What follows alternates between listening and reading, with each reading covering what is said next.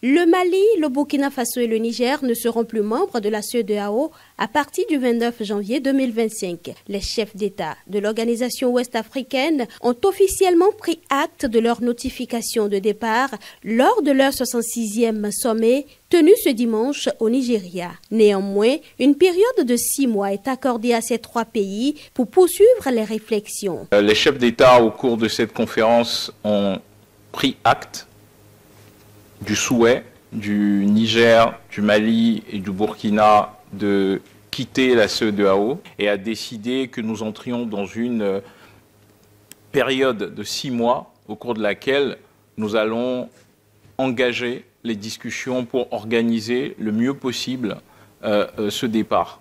Et bien entendu, à laisser la porte ouverte pour que si dans cette période de 6 mois, nos pays frères du Mali, du Niger et du Burkina Faso décidaient de revenir au sein de l'organisation sous-régionale, qu'elles puissent pouvoir le faire. Dans cette situation, le Bénin, à l'instar des autres pays membres de l'organisation, reste préoccupé par les intérêts des populations. Le pays promet donc de tout faire pour que ce départ des pays de l'AES n'impacte en rien le quotidien des populations. Pour les pays membres de la CEDEAO et plus particulièrement pour le Bénin, la question de la préservation des intérêts de nos populations, elle est essentielle. Et c'est la raison pour laquelle nous avons aussi cette période de 6 mois.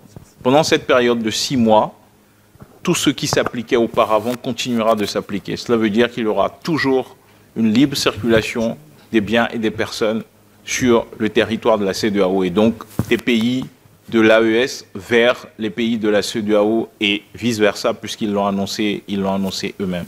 La position du Bénin, elle est simple, c'est de tout faire pour préserver les populations, pour préserver les liens séculaires qui existent entre nos peuples.